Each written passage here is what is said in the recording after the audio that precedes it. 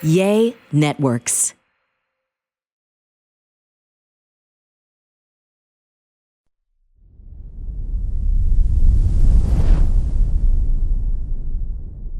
What's going on? Welcome to a brand new episode of the Fitish podcast with Fran in healthier form today, hopefully. And we have a guest on today's show.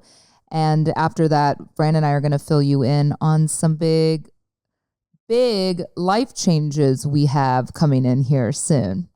You know, we talk openly and often about how challenging motherhood can be. And as a result, a lot of moms turn to that glass of wine at night or in the morning. I'm not sure anymore. I know that we've all kind of relied on alcohol here and there, but at what point is it a problem? I'm so excited today, Francisco, because we are welcoming a guest to the show, and her name is Celeste Yvonne. She is a writer, certified recovery and life coach, and a mom who is an expert on this mommy wine culture, and her own journey of self-discovery and sobriety is now a book that is coming out soon. It's called It's Not About the Wine, The Loaded Truth Behind Mommy Wine Culture. Hi, Celeste. We're so happy to have you join the show today. Hi, Jenna. Hi, Fran. I'm so excited to be here. When I first saw that you had this book coming out, it's so interesting to me. And, personally, I'm not a huge drinker, but since becoming a mother, I've actually had more alcohol than I ever used to. And, and I know this has kind of become your whole focus and your whole mission. Why do you think this whole wine culture and alcohol has become such a trend with moms these days? Yeah, I think it's a really easy pattern for new moms to fall into. We are vulnerable. We are tired. We are drained. We're in a learning curve of how to be a mom. And generally, we are probably feeling some anxiety and even possibly postpartum depression. So our hormones are fluctuating. And societally, we are hearing this message that mommy needs wine, that wine is the solution to all of our woes. And it is a very perfect storm because in early motherhood, using alcohol or drugs to cope or to calm ourselves and self-regulate is perhaps one of the worst things we can be doing. We know that alcohol disrupts our sleep patterns. It disrupts our central nervous system. It has so many problems and consequences with it. And yet, I know for myself, alcohol was the most common gift I received when I became a mom. People brought champagne into the hospital the day of my first child being born. It's a very common message. I know you guys have talked about mommy and play dates, and it's very common to include alcohol in these play dates because we're looking for connection. We're looking for mom friends, and it's an easy way to kind of let our guards down, kind of break down those walls and connect with others. And the whole joke about mommy needing wine has really taken off for a lot of these reasons, but perhaps at the worst time for a mother, and certainly not a good time for a mother to be self-medicating. What, taking a step backwards, what, and, your personal experience, obviously, I know you've been sober, am I correct, for 5 years now? Yes. What was kind of your trajectory with this, and what led you to this aha moment to the point it's become kind of your focus on research and writing a book? Yeah, I think I always towed the line a little bit on my drinking, and being a bit of a high-risk drinker, but also having it under control enough that it never impacted my life with negative consequences. I never got a DUI. I never did anything that adversely affected the people around me.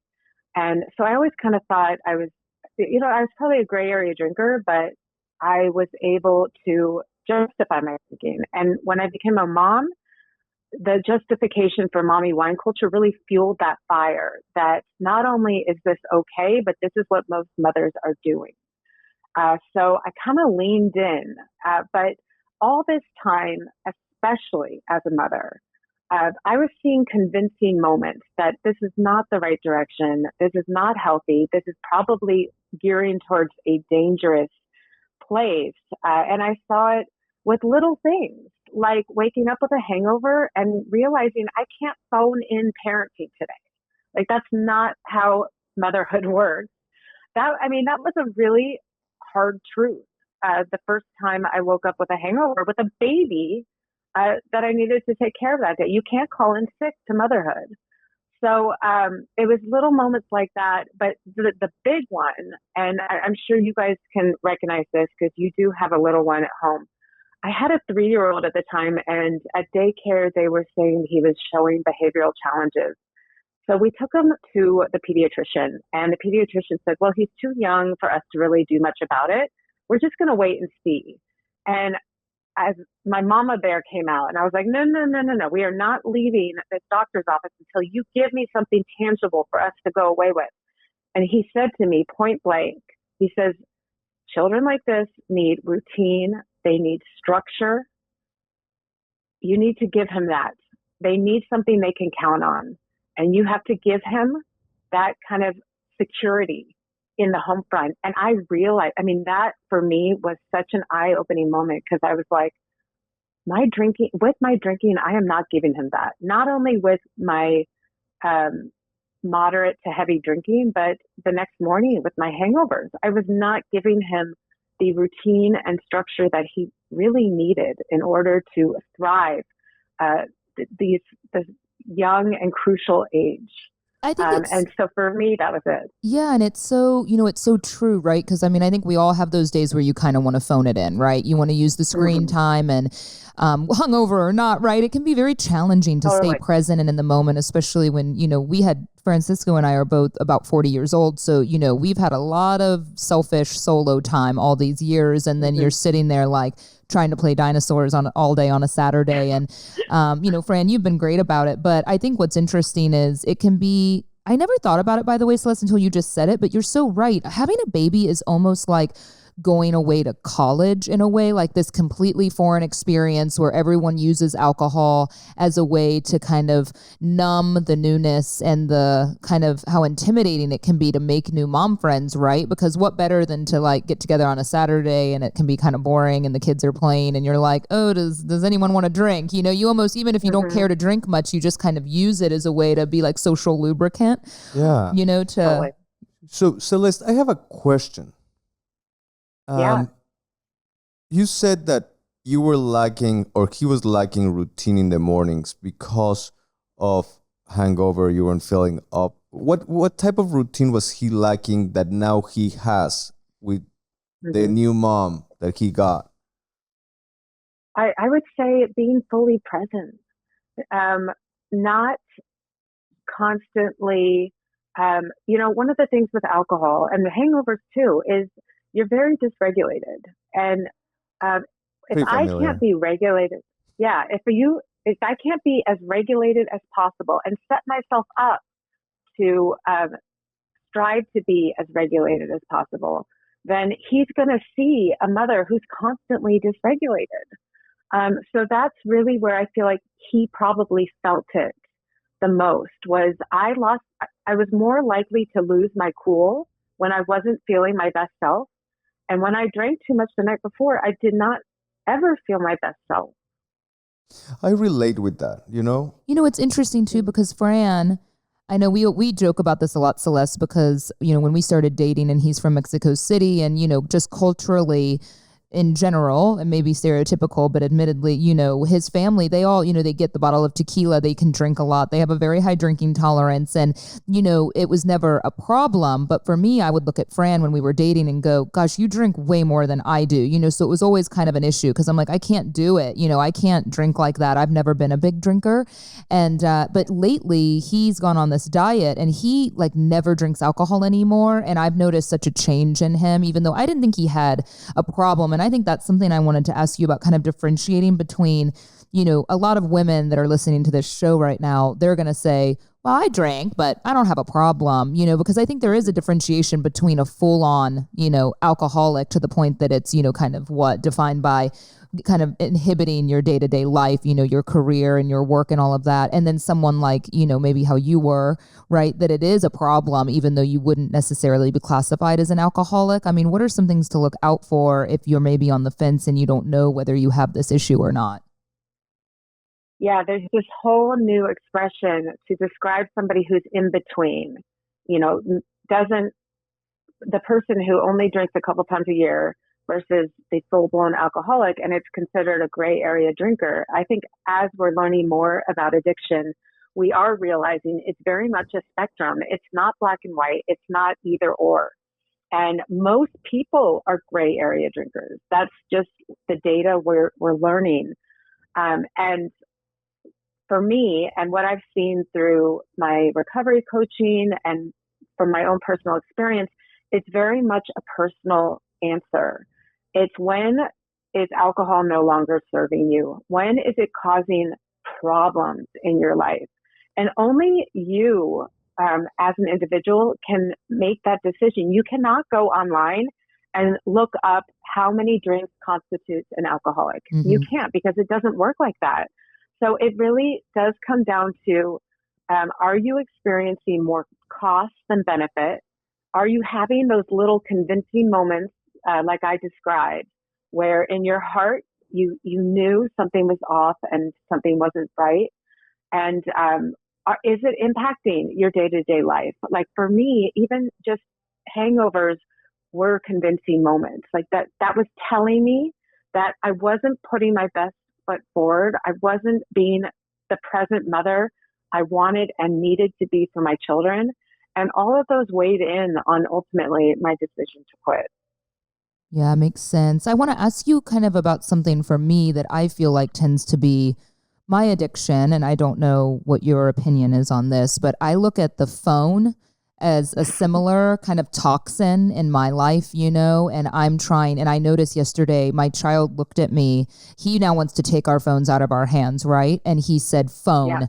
Yeah. He's starting to say more and more words every day. And, Fran and I will joke a lot, like we feel like shit if he ever looks at both of us and we're both on our phones. And so I think, we've been working really hard to kind of not be, unless it's work related or we have to step out and take a phone call, you have to kind of stay in that headspace, right? You have to make constant effort. But do you find similarities, with things like that, with kind of cell phone addiction? I know it's not the same as alcohol with hangovers, but really being detrimental to kind of the parenting relationship.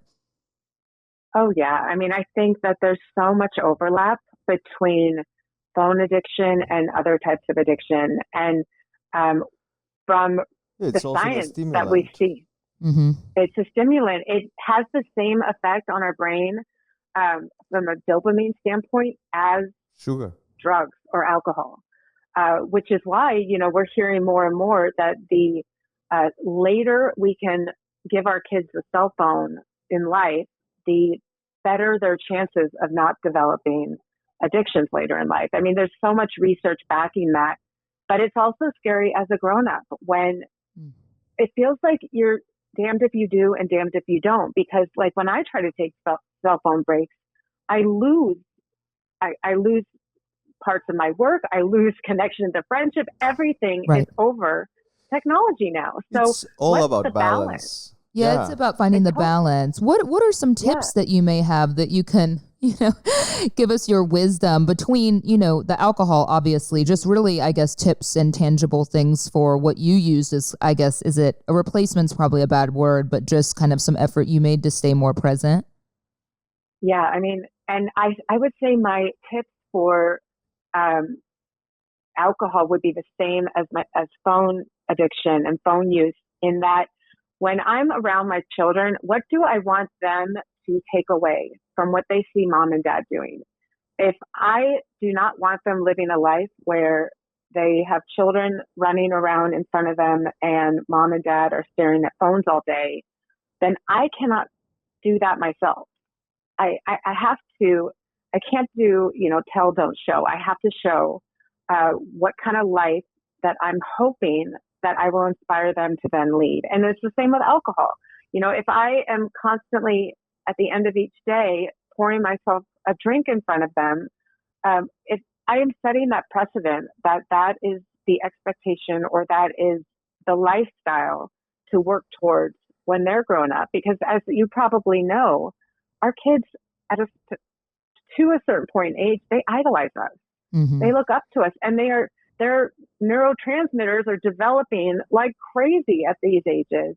we want to show them a great way to be present and live our lives and find healthy coping mechanisms. And for me, that looks like catching myself if I'm on my phone when my kids are around.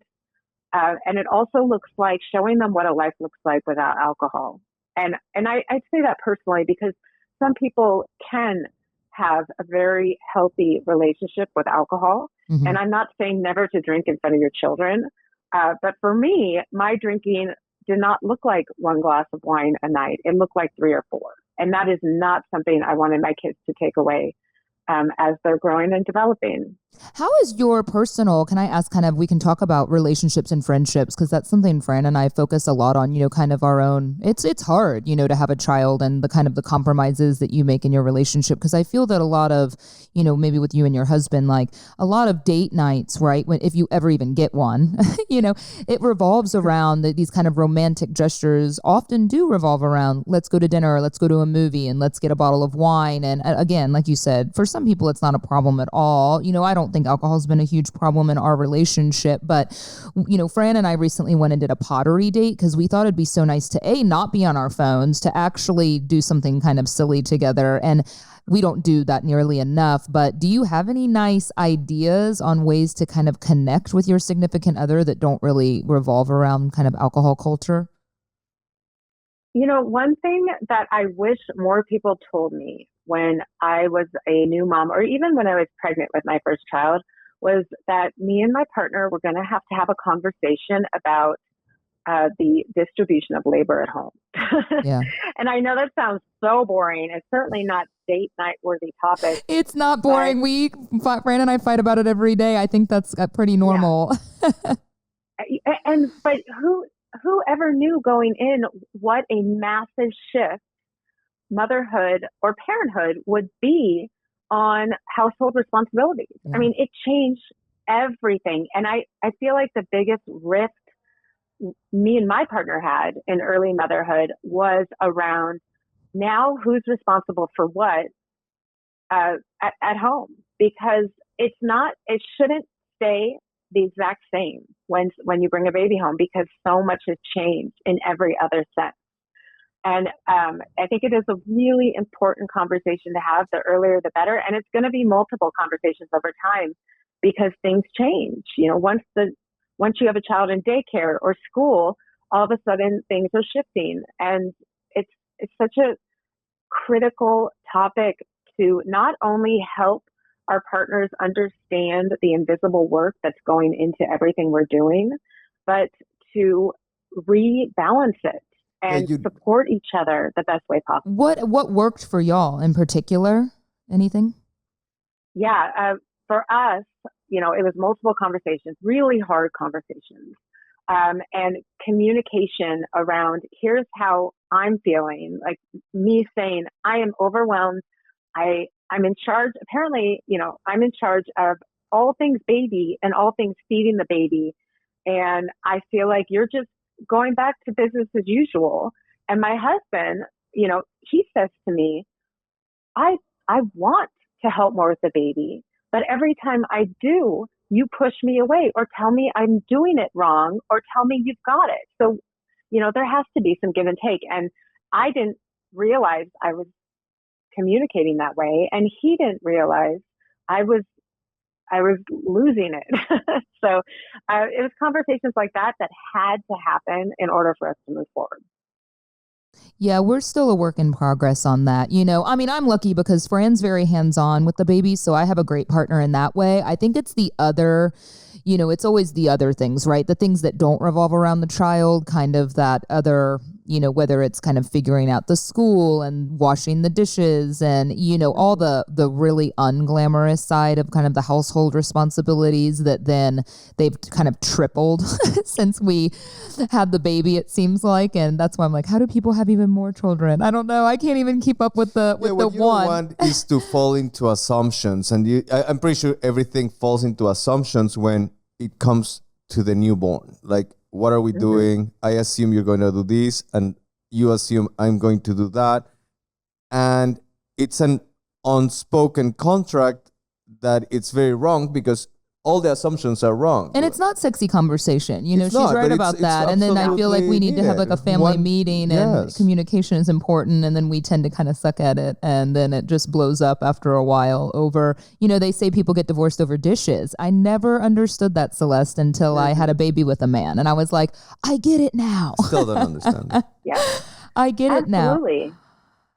Yeah, and then when that sort of emotion starts to build up, then resentment, you know, enters the picture, and nothing good comes out of resentment. It takes a lot of work. I mean, I can't tell you how much marital counseling we've had over the topic of the frickin' dishes. I mean, but that's just life, and that's part of being in a relationship with a baby.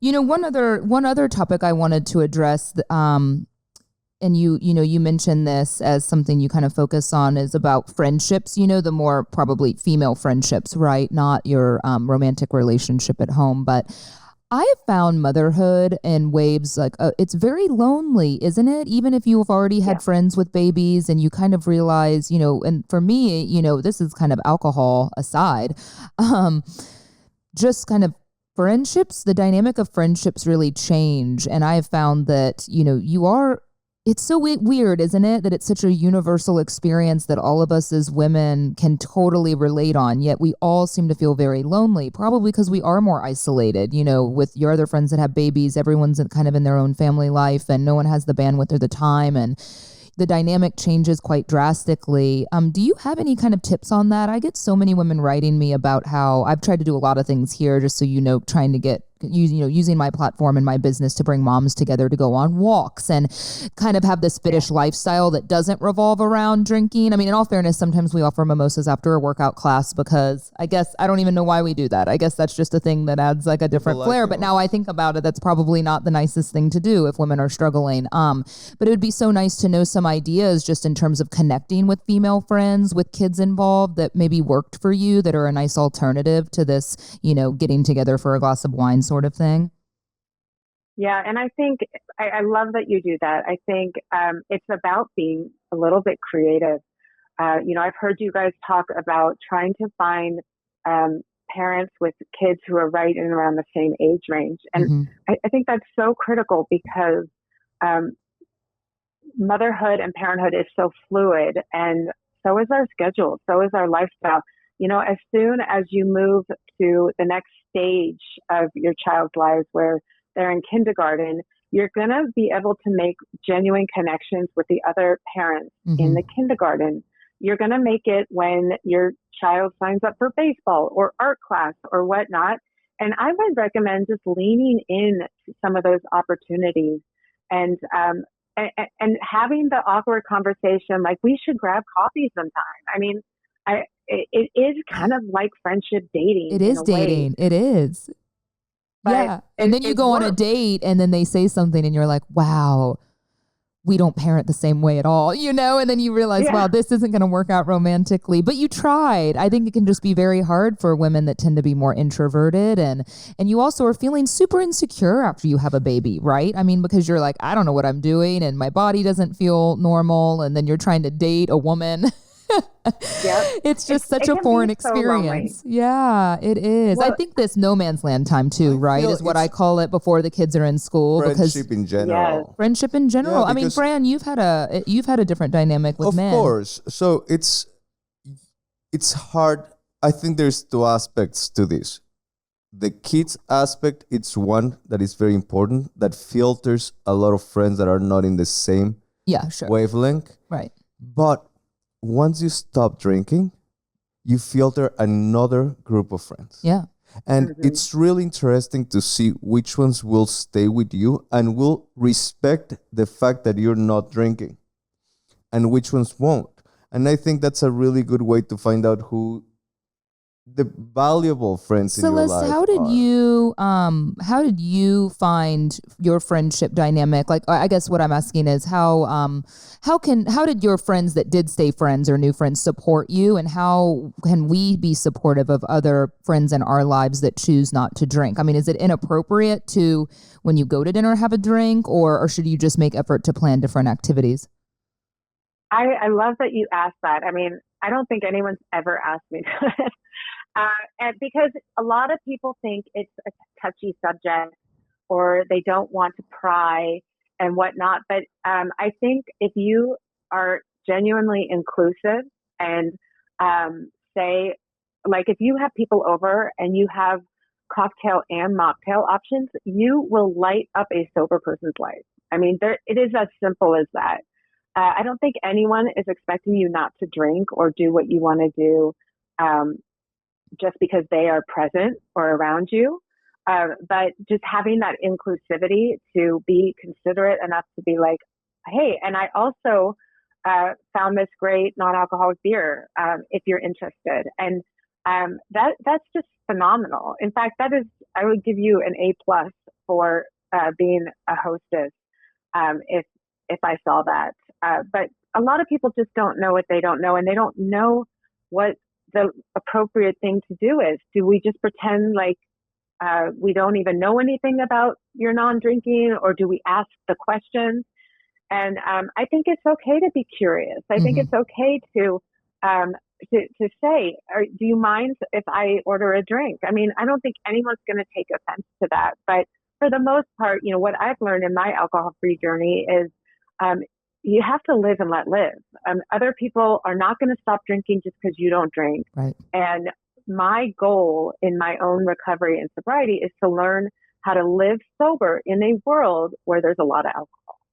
Yeah, well said. At least there's a lot of great new options out there. It's becoming so much more trendy to have alcohol-free beverages, and the younger generations really like it. Sure. They're more into the sober living, and it's really nice that this kind of wellness trend is, really permeating a younger culture. So there are more options out there, and it's opening up for that question. So Celeste, I know you have a book coming out. Will you tell everyone a little bit about what else they can read in the book, and then where everyone can find you?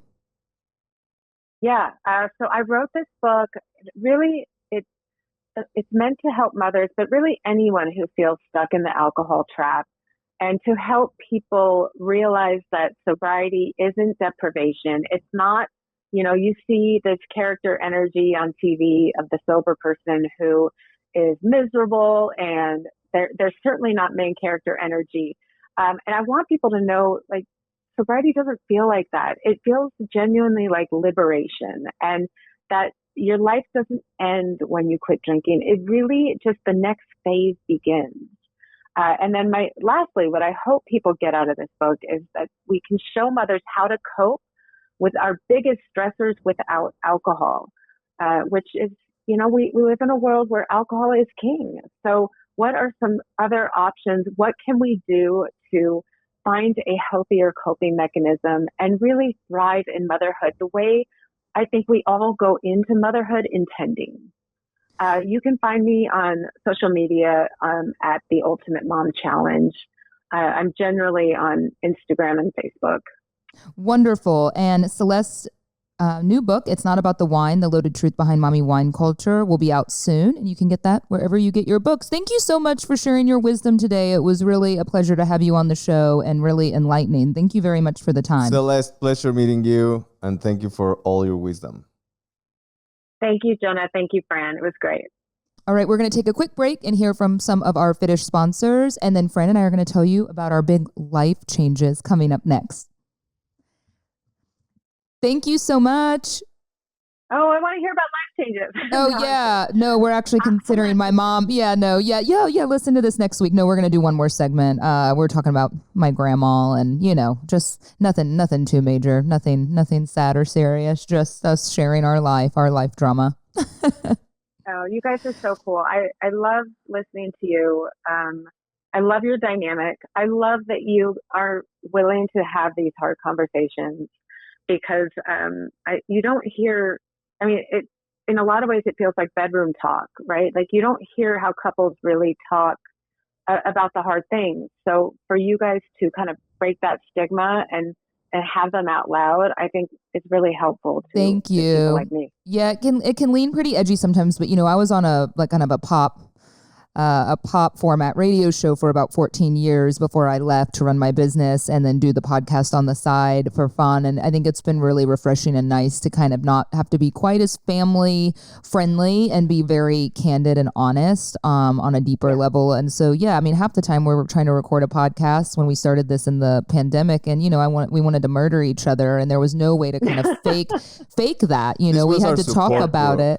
I thought, oh my God, people are going to be so annoyed, but I think people relate to it quite a bit because, I mean, we all, having a relationship and a baby it's hard, right? It's a journey. Yeah, it's so hard, but I love that you discuss it. I love that you put it out there.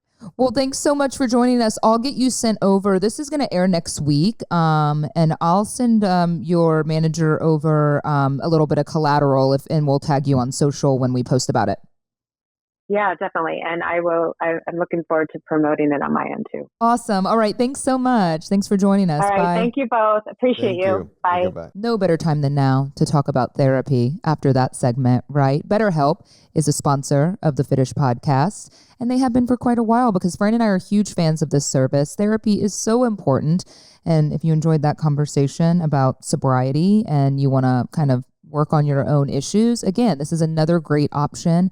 BetterHelp is such a nice resource for really any kind of therapy you need in your life. If you say, I'm not in a relationship, I don't need therapy. No, you may not need couples therapy, but maybe you need a little bit of help just with some life decisions. And if you're going through a hard time, you know, like I was talking about on last week's show, I've been struggling with just kind of feeling not so great sometimes. And I think therapy is so nice to have a professional to speak with that's not just your partner, not just a girlfriend, someone that is a licensed professional that can help give you tangible solutions to things that you're dealing with in your life. I've utilized BetterHelp. Fran and I have used it together as a couple. Francisco's also used BetterHelp for himself. I have no idea what he talked to his therapist about because, you know, HIPAA. Let therapy be your map with BetterHelp. Visit BetterHelp.com/Fitish today to get 10% off your first month. That's BetterHelp, HELP.com/Fitish. So we have some life changes on the way. Are we going to talk about the same thing? I'm assuming we're talking about the same thing because I can only think of like one big change. Well, I don't know. Okay. We're about to figure out. In one word, on the count of three. Using one word that we're going to talk about. Adopting a baby. How was that following directions at all? One word on the count of three. That doesn't sum up our relationship for y'all right now. One word on the count of three. I thought you said 3 words in the count of 1. So adopting a baby. Are you still struggling from that wreck last week? Yes. Yeah. Go ahead. Tell everyone. So I came up to Francisco yesterday. Let me tell it this way too, and then I'll have you tell everyone. I had this realization. I called Fran. We'll tell you what it was in a second. But I'm coming up to the house yesterday, and he's holding Remy. I'm bringing in groceries. We're standing out front, and I said, "Fran, we're going to have a new roommate in the house." And he goes, "Is it a camel?" Referring to my apparent camel toe from the onesie I had on as I'm trying to carry up groceries with my injured arm. It was riding up. And so that is what he said to me. This is where we're at. And no, it is not a camel. The camel's always living with us, okay? The camel is happy. The camel is at home. Yeah. He called a couple times to see where his toe was. Why don't you tell everyone? So she called me yesterday and said, what do you think of having a roommate? And, you know, we have had many conversations. Like, we had the swinger conversation. We have had, like I didn't know that was short-lived. Like, it was like, we need to kick back into just explore. No, do we? So it's like, what do you think about Candy moving in? And tell everyone exactly. Do you even remember? I remember what you said to me. Tell everyone what you said to me. I'm shaken still from last week. You said, I don't know why we didn't already do this.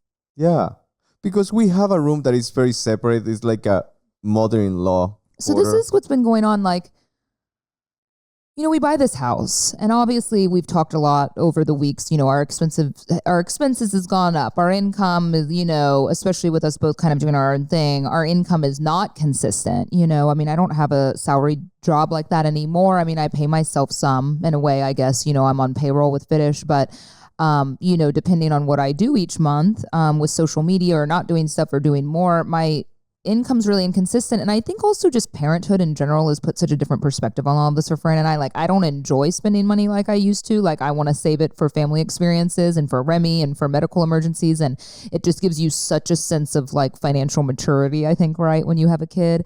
And so we've just kind of noticed over months and months, we're like, damn, like everything's so fucking expensive. And, we really want to work towards our kind of goal of moving to Europe together, here in a few years at some point, regardless of kind of where our careers are at. And so, Fran and I talk about it quite frequently. And my mom, I've been taking care of my mom for years. And, over the years, I've had different kind of help from friends or, just with, places to live and, but mainly for the last, I would say almost since I was out of college, I've been in some way helping my mom financially. And it's been really hard at times because, there's many years I hardly made any money and definitely not enough money, right, to also help take care of a parent. And we've always made it work. And my mom's just an amazing trooper. And lately, she spends so much time at our house and she's, 3 days a week helping us with Remy and we pay her a little bit for that. And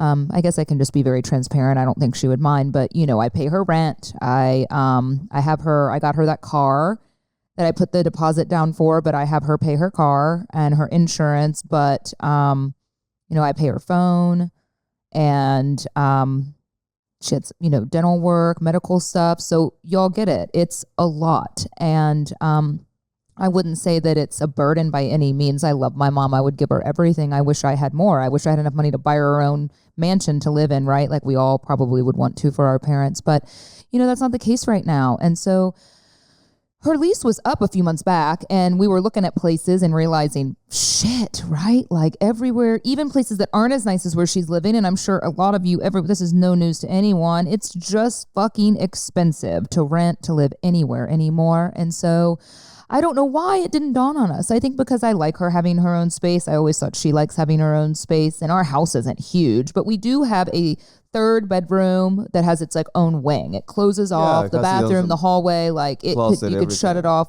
We have had guests all of, 3 times and most of the time it's Candy. So it's not like we have guests. And I don't know why we all want a guest bedroom thinking we're going to have a place to stay and it's just another bedroom to clean and no one's ever in there. So anyway, I just said, wait, I was like sitting in the car yesterday. I had that aha light bulb moment. I'm like, why doesn't my mom just move in with us? Fran and I have been saying, if my mom had moved in with us and I wasn't spending rent and bills and, she's really tight on money. Where like are we going to put our 6-wing? She doesn't have any.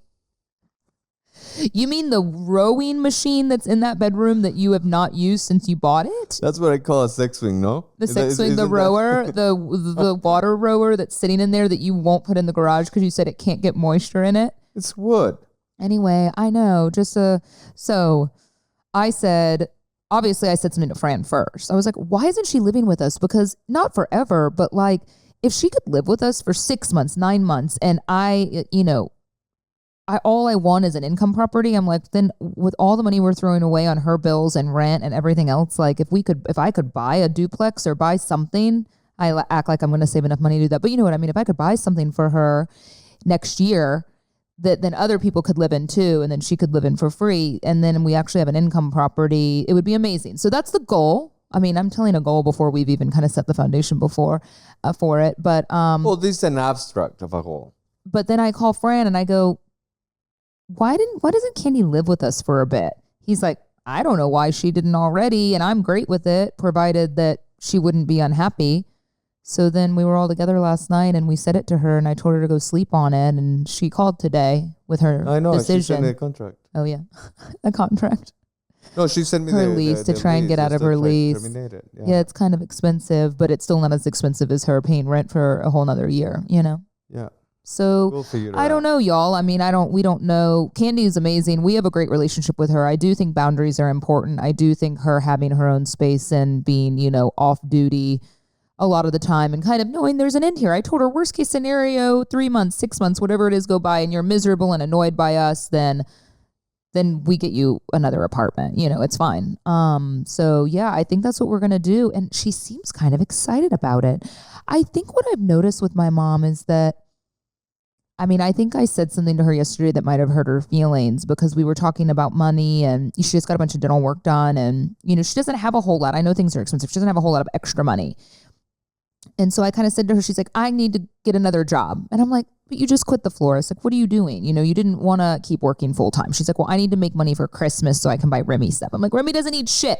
I don't need to pay you more money so you can keep buying Remy junk. But then you realize that's like her whole pleasure in life is buying Remy toys all the time. She loves it. Even if he doesn't need it, it's not about him. It's about like her and him, his relationship.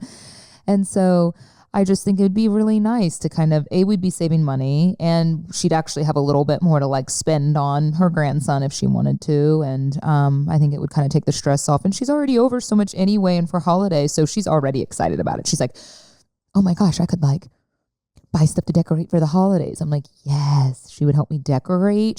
Gosh, I got a new honeydewer around the house. Yeah, no, Me that's and her. the whole thing I thought about. Oh, she is not going to be your maid every day either. I'm not talking about my You're going to have maid. 2 women yelling at you. Oh, Remy and I were going to be out all the time. But I said to her, I go, Mom, I'm going to say this, and it's before I invited her to move in.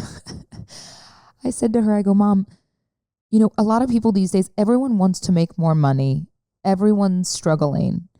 But because of this whole hybrid, this pandemic, and I know she's older, but, you find, I had the conversation with our nanny too, people want certain kinds of jobs that pay a certain amount of money, but then they are limited with their schedule. And I just flat out said to her, I go, Mom, if you want more money, you either need to work for us full time, you need to go get a full-time job, or you need to get a fucking sugar daddy. I said it to her like that. I'm or surprised, a boyfriend. I'm surprised when you put sugar daddy, you didn't add like OnlyFans in that fucking array. I don't care what Candy's doing if she wants an OnlyFans. I'll set it up and film her. I would set it up and film her. Would you? I would not set her up and film her. I would not do that. If Candy was raking in like $50,000 a month on OnlyFans, I'm gonna go buy a camera right now. I'm pretty sure the producer with $50,000 a month, we can fit a producer into the mix. Yeah, right. I don't know. I've actually never tuned into OnlyFans, so I don't know what's happening on there. But so I don't know. I just think, I guess things can be great until they're not great, right? And so I guess we can try it. I don't think it's going to be terrible. So yeah, we'll see. But yeah, that's the plan. I feel excited about it. Let's look at our lives every night. Fran and I are so in love with parenting, and it's such a good place for the most part that we put Remy down, you put Remy down. We lay in bed. We have a great bedroom set up. We work, we are on our phones, we're reading books, watching TV. We've already eaten dinner at like 5:00. So we really just hang out. And then on the opposite end of the house, my mom would do the same thing. She said, Jenna, all I do when I come back to my apartment is sleep. And she's like, except I need the living room on Sundays for football. Like she's already watching every preseason game. But I kind of love it because you don't watch football with me. So Candy and I get to watch football. Cool. And we have a really big TV in that living room that we never use. So we'll watch football. Cool. Yeah. And the thing is that if it doesn't work out, it's like when you date your cousin. You can still be cousins, She will still be your mom. See, this is the moment that I go, he definitely has a brain injury from the car accident last week, right, y'all? That comment right there, he has a brain injury. So we're going to end the show here and we're going to call the doctor. It's like when you date your cousin, when did this happen for you? You can still be cousins. It's like if you break up with your mom and this roommate situation, she will still be your mom. I think Candy and I have been through enough over the years that we'll be okay, And if we're not okay, it'll be okay. If she's over it. But I'm like, what do you expect, Mom? If you're going to move to Europe with us in a few years, granted, I would like her to have, I wish we kind of had one of those houses that had like the other house in the back. like most of us wish we had, like, right? Don't we all wish we had like another house like in a the pool back house the that size could of be- our house? Yeah, no, that could be like an income property attachment, or that you could have your relative live in. But you know what? My mom has just been just the best part of my life, my whole life, you know? And I mean, we've had our ups and downs, as I think most mother daughters do. But she's just given everything to me, and I would give her everything, as I know you would for your mom and your parents if we were in the same scenario. And I just have reframed things now as I'm so... No, they're moving in also. Aren't we? I ask her, I go, yeah, you might have to like, we'll get you a hotel room if we have guests. And she's like, no, I'll sleep on the couch. I was like, oh, okay. Well, we're going to have a house full around the holidays. But as an only child who spent so much time being so lonely for so many years when my parents got divorced, and holidays alone, and especially in college, you know, I was alone so much, and I craved family holidays. And it was always my dream to kind of have my own little family where I have, you know, not a huge family necessarily, but my own little family. And luckily I love my in-laws. They're amazing. But, you know, to have my mom be so present in Remy's life, I mean, how lucky I am, and how lucky she is. She feels that way too, that she's able to be such a big part of his life and really take advantage, because we never really know as we get older, right, how much time we have left with family. So I feel so good that this chapter of my life, I'm getting so much quality time. I saw my life pass across my face last week. Yeah. You never know. I don't know. I just think having kids makes you really enjoy the kind of small moments of life like this. So we'll see. We'll let y'all know. We'll have Candy on the show. We'll have our new roommate join the show here, because this is about to happen in a couple of weeks. So we'll keep y'all posted with the big move in. But let me know if you have any tips that have worked for you when grandma has moved in. So we'll see how it goes. But we'll catch y'all next week. Sounds good.